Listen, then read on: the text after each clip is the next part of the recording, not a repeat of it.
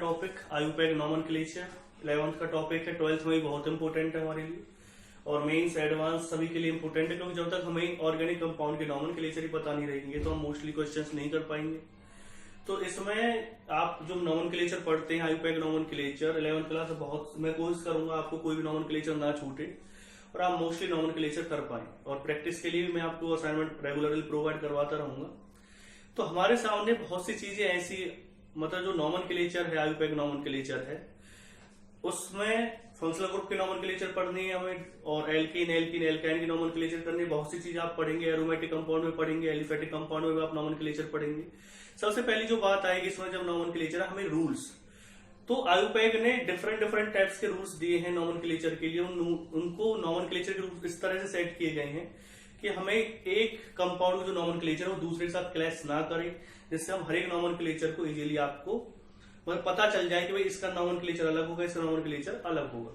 तो इसी के केस में अगर हम बात करते हैं सबसे पहले आयुपैक नॉमेनक्लेचर में जो पहला रूल दिया गया है जो हमें सभी को पता होना चाहिए, वो पता होना चाहिए सेकेंडरी प्रीफिक्स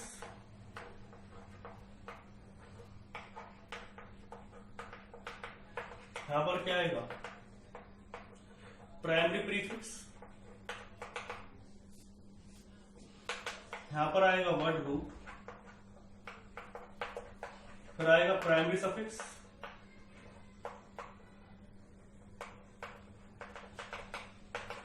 फिर कौन सा आएगा सेकेंडरी सफिक्स। अब प्रीफिक्स क्या होगा, जो वर्ड रूट से पहले लिखा जाएगा चीज होगी प्रीफिक्स होती है, जो वर्ड रूट के बाद होती है वो क्या होती है, सफिक्स होती है। अभी सेकेंडरी और प्राइमरी का क्या चक्कर वो मैं आपको क्लियर कर देता हूं। एक्चुअल प्राइमरी जो प्रीफिक्स होते हैं, जैसे कि साइक्लिक कंपाउंड आप पढ़ेंगे तो उनके लिए हम साइक्लो यूज करते हैं, या आप बाईसाइक्लो कंपाउंड पढ़ोगे तो उसके लिए हम बाईसाइक्लो यूज करते हैं, या कुछ स्पायरो कंपाउंड है तो उसके लिए क्या यूज करते हैं, हम स्पायरो यूज करते हैं। अभी आप कहेंगे सर बाईसाइक्लो, चलो साइक्लो तो हमने पढ़ ली, बाईसाइक्लो स्पायरो क्या होते हैं, तो आप वेट करें थोड़े दिन का, थोड़े 3 दिन में आपको सभी चीजें क्लियर हो जाएंगी। अगर हम सेकेंडरी प्रीफिक्स की बात करते हैं तो सेकेंडरी प्रीफिक्स में क्या होते हैं, जैसे कोई साइड चेन है, ये भी आपको क्लियर हो जाएगा साइड चेन क्या होगी। सब्स्टिट्यूएंट तो इजीली आपको पता ही होगा सब्स्टिट्यूएंट्स क्या होते हैं, या लोकेंट्स, एक ही चीज है ये सभी चीजें, ये मैं आपको क्लियर करने की कोशिश करूंगा। फिर है उसके बाद वर्ड रूट। वर्ड रूट क्या होता है कि ये हमें बताता है number of carbons in longest chain. इससे आप अच्छी तरह वाकिफ होंगे, जैसे कि आप पढ़ते होंगे एथ 2 कार्बन के लिए, मैथ 1 कार्बन के लिए, प्रोप, जैसे कि एग्जांपल क्या सकते हैं मैथ एथ प्रोप, तो ये एग्जांपल हो सकते हैं किसके, ये वर्ड रूट के लिए आप यूज करते हैं, वर्ड रूट होता है एक्चुअल में। प्राइमरी प्रीफिक्स क्या होता है, प्राइमरी सफिक्स। तो प्राइमरी सफिक्स की अगर हम बात करते हैं तो आपने पढ़ा होगा, इनको भी आप अच्छी तरह जानते होंगे, जैसे कि आपने पढ़ रखा होगा एल्कीन के लिए क्या लगाते हैं, हम इन लगाते हैं, एल्कीन के लिए क्या लगाते हैं, इन लगाते हैं, एल्काइन के लिए क्या लगाते हैं, आइन लगाते हैं। तो जो इन है या आइन है ये क्या होते हैं, ये होंगे प्राइमरी सफिक्स। सेकेंडरी सफिक्स क्या होते हैं, जितने भी फंक्शनल ग्रुप है, ये हमें फंक्शनल ग्रुप्स के बारे में बताता है। जैसे कि एल्कोहल के लिए क्या लगाते थे आप, ऑल लगाते थे 10th क्लास में, कार्बोक्सिलिक एसिड के लिए क्या लगाते थे आप, ऑइल लगाते थे, तो ये सभी क्या थे, ये थे सेकेंडरी सफिक्स।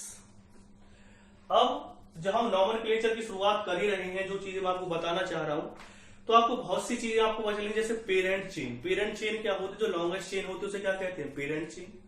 और जिन पर हमने नंबरिंग नहीं की, यानी लॉन्गेस्ट चेन के अलावा जो अलग चेन होंगी या साइड चेन होंगी, उन्हीं को क्या कहते हैं, सब्स्टिट्यूएंट्स ग्रुप कहते हैं या लोकेंट्स कहते हैं। तो आपको एक चीज क्लियर हो गई होगी, जो लॉन्गेस्ट चेन है उसे क्या कहेंगे, हम पेरेंट चेन कहेंगे। अब हमारे लिए जो इंपोर्टेंट बात है, जो हमें समझने वाली बात है, या जो पॉइंट हमें क्लियर करना है, वो पॉइंट क्लियर करना जो जरूरी है वो मैं आपको बता देता हूं। पहला पॉइंट जो हमें इसमें चीज में क्लियर करना है वो ये क्लियर करना है कि जो आपको कंपाउंड दे रखा है, जैसे सेकेंडरी प्रीफिक्स था, प्राइमरी प्रीफिक्स था, वर्ड रूट था, प्राइमरी सफिक्स था, सेकेंडरी सफिक्स था, तो हम एल्केन के नॉमेनक्लेचर से शुरुआत करेंगे और उसके बाद हम धीरे धीरे सभी चीजों को मैं आपको क्लियर करने की कोशिश करूंगा, जिससे कि आप मैक्सिमम नॉमेनक्लेचर को समझ सके। नॉमेनक्लेचर इसलिए भी इंपॉर्टेंट है क्योंकि नॉमेनक्लेचर एक तरह से रीढ़ की हड्डी होती है ऑर्गेनिक की। क्यों होगा? क्योंकि इस वाले केस में आप जनरली आप एक चीज देख रहे हो, अगर आपको नॉमेनक्लेचर पता है तो आपको रिएक्शंस करने में ज्यादा हेल्प मिलेगी कि भाई इससे कंपाउंड को कन्वर्जन करना, उसमें हमें हेल्प मिलेगी। दूसरा, अगर आपको नॉमेनक्लेचर पता है, नॉमेनक्लेचर वैसे भी इंपोर्टेंट है क्योंकि 12th क्लास में भी नॉमेनक्लेचर आता है और एक तरह से कन्वर्जन में हेल्प करेगा, हमें रिएक्शंस में हेल्प करेगा नॉमेनक्लेचर भी। इस कंपाउंड से कन्वर्ट करना है तो आप इजीली समझ सकते हैं। तो नॉमेनक्लेचर पे हम सभी को ध्यान देने की जरूरत है। मैं सबसे पहले जो नॉमेनक्लेचर है वो बात कर रहा हूँ एल्केन के नॉमेनक्लेचर की। तो एल्केन के जो नॉमेनक्लेचर है उसका रूल क्या है? तो हम बात कर रहे हैं nomenclature of alkene.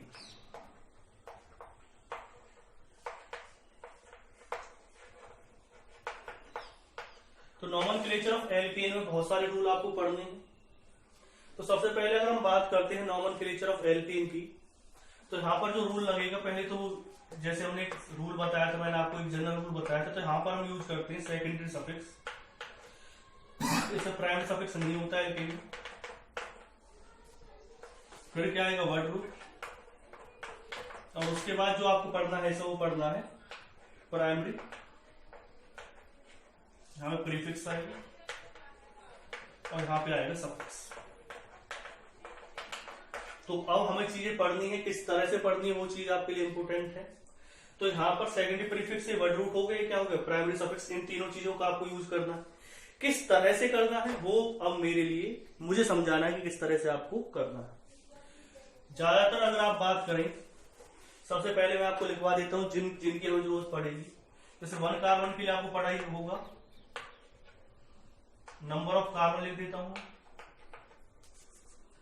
Number of carbon. यहां पे क्या आ जाएगा? Word root.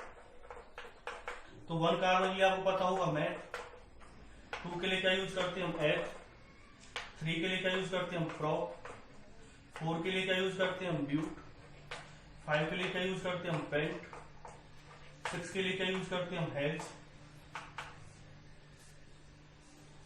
ठीक है, इसे लिख लीजिए। इसके बाद नेक्स्ट क्या आएंगे? 7 के लिए क्या आएगा? हेप्ट, 8 के लिए क्या आएगा? ऑक्ट, 9 के लिए क्या आएगा?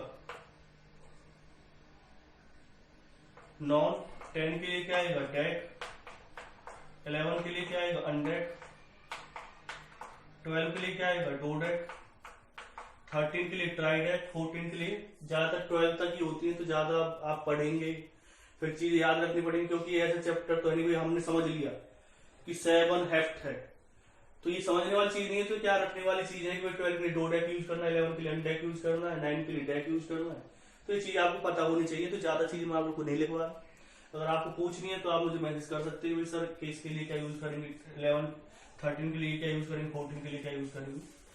13 के लिए ट्राइडेक यूज करते, 14 के लिए टेट्राडेक यूज करते, 15 के लिए पेंटाडेक यूज करते हैं। तो इस तरह से चीजें आएंगी। ठीक है, तो सबसे पहले अगर हम बात करते हैं, मैंने आपको लिखवा दिए हैं, वर्ड रूट हो गया। अब है सब्स्टिट्यूएंट ग्रुप। कुछ इंपोर्टेंट सब्स्टिट्यूएंट्स के बारे में आपको बता देता हूं। ज्यादा तो बहुत सारे हो जाएंगे और आप धीरे धीरे जब नॉमेनक्लेचर घुसेंगे तो सभी चीजें क्लियर होती चली जाएंगी। तो सब्स्टिट्यूएंट्स ग्रुप की अगर मैं बात करता हूं, सबसे पहले जैसे कि CH3 को हम कहते हैं मिथाइल। ये ऐसे भी लिखा सकता है एमनी, तो थोड़ी सी चीजों को समझे। ठीक है, तो एमबी लिखा आ गया तो इसका मतलब क्या? Methyl group. अगर C2H5 आ रहा है, इसके लिए क्या लिखेंगे? इथाइल। कहीं कहीं पर ET अगर लिखा आ जाए तो इसका मतलब भी क्या होता है? इथाइल ही होता है। C6H5 इसका मतलब क्या होता है? फिनाइल।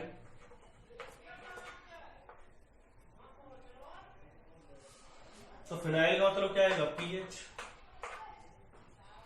अगर कहीं OCH3 लिखा आ जाए तो इसका मतलब होता है मिथॉक्सी। अगर OC2H5 आ जाए तो इसका नाम क्या होगा? इथॉक्सी। NO2 के लिए क्या लिखेंगे आप? NO2 के लिए लिखेंगे नाइट्रो। F के लिए क्या होगा? फ्लोरो। Cl के लिए क्या होगा? क्लोरो। Br के लिए क्या होगा? ब्रोमो। आई के लिए क्या होगा आयोडो, NO के लिए क्या होगा नाइट्रोसो,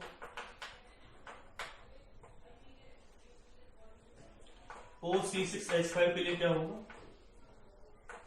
फिनॉक्सी। तो ये मैंने आपको बता दिया है। ज्यादातर जो स्टूडेंट हमें जरूरत पड़ेगी उनके ज्यादातर सभी के नाम लिखवा दिए, इन्हें आप याद कर लें। कहीं ET लिखा रहा है तो थाइल, ME लिखा रहा है तो मिथाइल, PH लिखा रहा है तो फिनाइल। तो ये चीज आपके लिए इंपोर्टेंट है। स्टूडेंट ग्रुप आगे अब हम एंटर करते हैं इसमें नॉमेनक्लेचर में।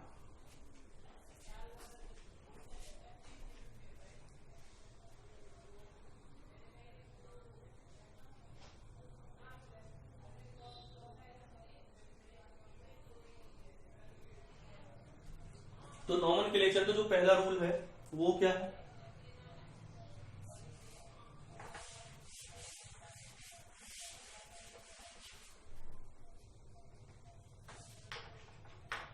Rule first. इसका नॉमेनक्लेचर पढ़ रहे हैं, नॉमेनक्लेचर पढ़ रहे हैं आप एल्केन का, उसमें रूल फर्स्ट पढ़ रहे हैं। रूल फर्स्ट क्या कहता है, सिलेक्ट द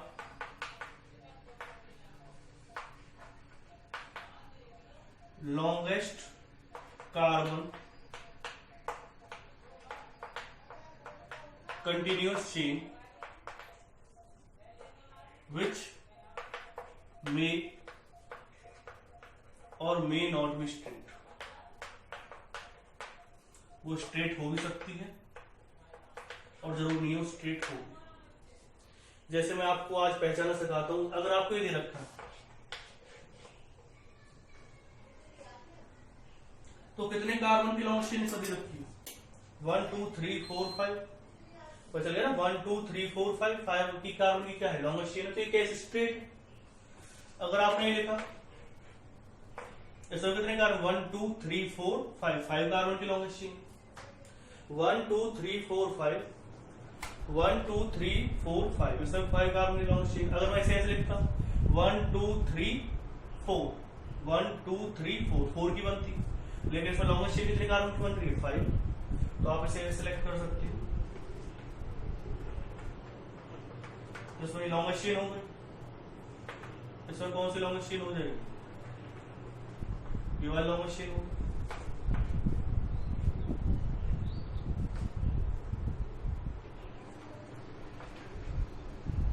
अब देखो 1 2 3 4 4 की लॉन्गेस्ट चेन, इसमें कितने की है 1 2 3 4 5। अब ये स्ट्रेट नहीं, अब ये किसकी तरह लिया आपने साइड चेन की तरह। भाई स्ट्रेट थोड़ी तो किसकी तरह साइड चेन की तरह ली। ये कैसे लिया आपने लॉन्गेस्ट चेन ली है। इस वाले केस की अगर मैं बात करता हूं लॉन्गेस्ट चेन ली स्ट्रेट थी, स्ट्रेट थी लेकिन ये स्ट्रेट नहीं। अगर आप ऐसे लिखा जाएगा ETE तो आप देखेंगे इसमें लॉन्गेस्ट चेन कितने कार्बन की 1 2 3 4 5 कार्बन की लॉन्गेस्ट चेन आ रही है।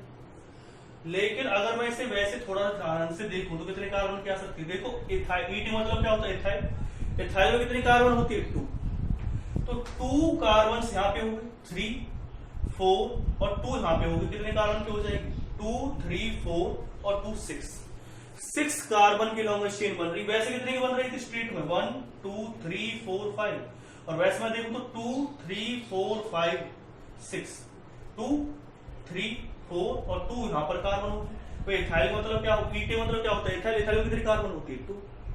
तो इसमें जो लॉन्गेस्ट चेन बनेगी वो कितने कार्बन बन जाएगी 6 कार्बन। इसमें कितने कार्बन की 5 कार्बन की, इसमें कितने कार्बन की 5 कार्बन की, इसमें कितने कार्बन की बन गई 6 कार्बन की बन गई और इसमें कितने कार्बन बनी थी 5 कार्बन। तो ये चीज मैंने आपको बताने की कोशिश की। तो स्ट्रेट भी हो सकती है लॉन्गेस्ट चेन और ये जरूर नहीं है कि वो लॉन्गेस्ट चेन स्ट्रेट हो और हो सकता है ना भी। तो पॉइंट आपको क्लियर हो गया हो। एक चीज और समझा है और थोड़ा सा करवा देते हैं।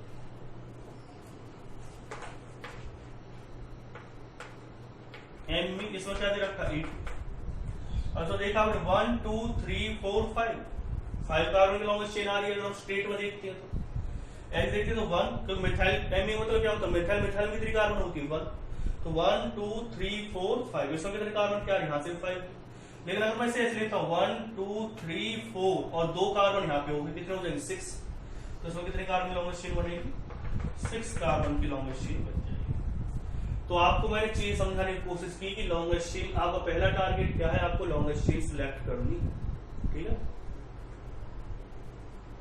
रूल सेकंड क्या कहता है,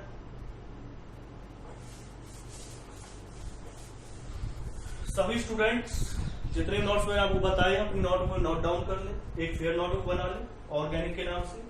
आपको पहले मैंने जीओसी के बहुत सारे टॉपिक डाल दिए हैं, इंडक्टिव फैक्टर डाल दिए, रेजोनेंस उसके बारे में हम बाद में बात करेंगे। फिलहाल जीओसी के क्वेश्चंस कर लिया, जीओसी के क्वेश्चंस आपने नहीं करे तो आप मुझसे मांग ले, मैं आपको असाइनमेंट प्रोवाइड करवा दूंगा जीओसी का। जीओसी के साथ साथ एक और मैंने बताया था आपको, क्लासिफिकेशन ऑफ ऑर्गेनिक केमिस्ट्री, उसके फर्स्ट और सेकंड पार्ट उसे भी देख लें, फिर इस पे आना है आपको नॉमेनक्लेचर। तो रूल सेकंड क्या कहता है, रूल सेकंड कुछ ज्यादा बातें तो कहता नहीं है, लेकिन अगर ये ज्यादा कह रहा है फिर भी हम इसमें चीजों को इंक्लूड करने की कोशिश करते हैं। इसने क्या कहा है, numbering is done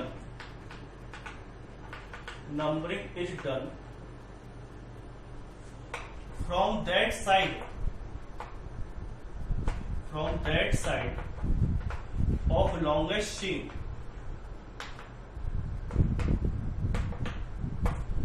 which have maximum number of side chain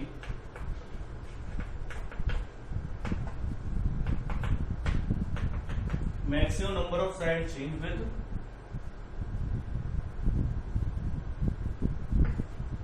lowest numbering.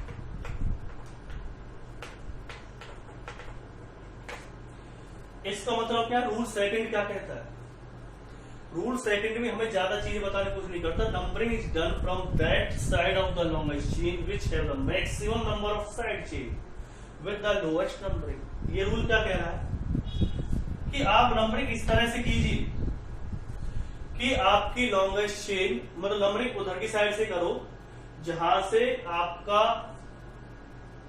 Maximum number of side chain भी आ जाए, लेकिन उनकी नंबरिंग भी क्या हो कम। वो आपको समझाने की कोशिश करता हूं। देखो क्या दे रखा है, ये दिया हुआ, देखो लॉन्गेस्ट चेन तो 1 2 3 4 5 नंबरिंग 5 कार्बन की लॉन्गेस्ट चेन इधर से करेंगे तो 1 2 3 4 5 और इधर से 5 आ रही, लेकिन हम नंबरिंग करें कहां से, ये पॉइंट हमारा क्लियर होगा इस पॉइंट से।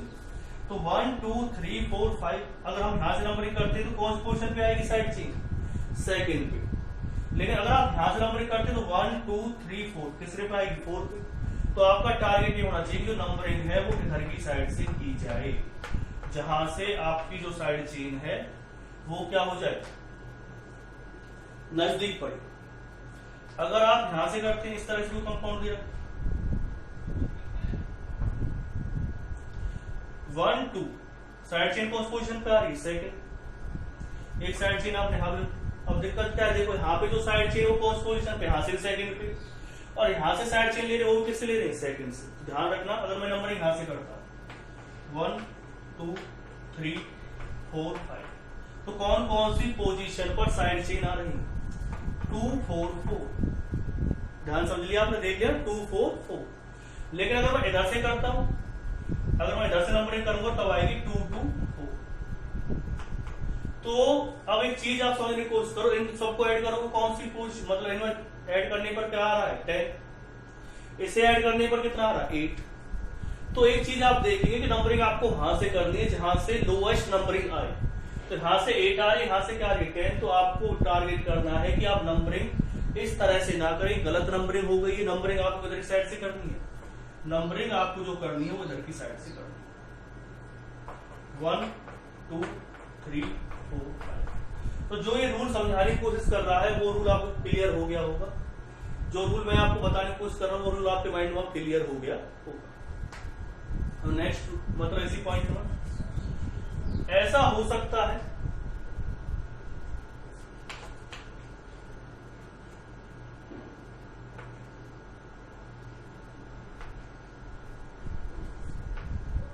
अगर आप लॉन्गेस्ट चेन देखते हैं तो पहले तो टारगेट होना चाहिए लॉन्गेस्ट चेन 1 2 3 4 5 6 7 1 2 3 4 5 6 7 की ही लॉन्गेस्ट चेन आएगी, आप करके देख लेना। अब बात आती है सर चलो आपने बता दिया कि लॉन्गेस्ट चेन 7 कार्बन क्या आएगी, फिर नेक्स्ट पॉइंट जो आप बताना चाह रहे थे तो मैं आपको बताने की कोशिश कर रहा हूं कि 1 2 3 इधर से साइड चेन कौन सी पोजीशन पे आ रही है, थर्ड। और इधर से करें तो 1 2 3, इधर से साइड चेन कौन सी पोजीशन पे आ रही है, थर्ड। यहाँ अब आपके माइंड में एक बात आई, सर नंबरिंग कहाँ से करें, दोनों साइड साइड चेन सेम आ रही और दोनों ही जगह एक एक साइड चेन है। अगर आप इस वाले रूल को भी फॉलो करेंगे तब भी ये वाला रूल फॉलो, मतलब कि फिर भी दिक्कतें आएंगी। तो अब दिक्कत आएगी कि if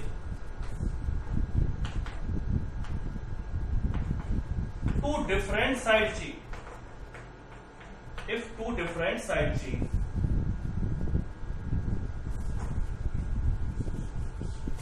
if two different side chain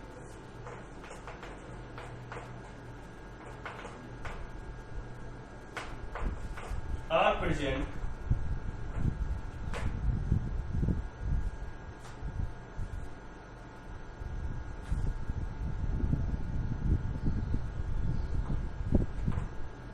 at the same position from different side,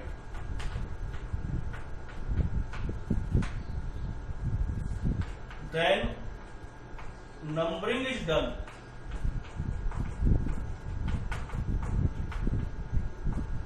alphabetically। तो आप नंबरिंग कैसे करती हैं? अगर आपको ये लग रहा है कि भाई दोनों साइड से आप नंबरिंग कर रहे हैं और अलग अलग साइड से नंबरिंग करने पर, अगर इधर से नंबरिंग कर रहे हैं तो थर्ड पे पोजीशन पे आ रही है, लेकिन ये अलग साइड चेन है, अगर इधर से नंबरिंग कर रहे हैं तो यहाँ पे अलग साइड चेन है।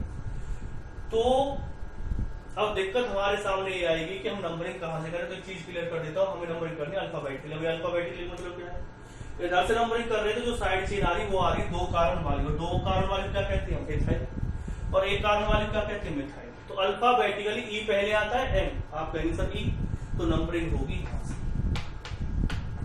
अब बहुतों के माइंड में एक चीज भी आ रही होगी,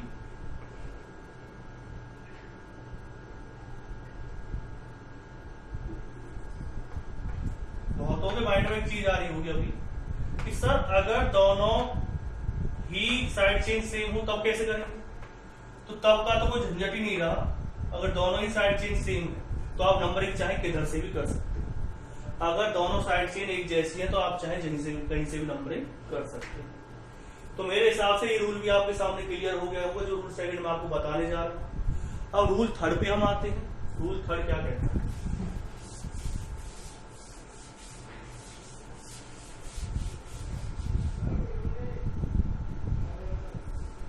रूल थर्ड, इसमें कुछ पार्ट बनेंगे, इसके सब पार्ट बनेंगे। पहला क्या आएगा, नंबर एंड नंबर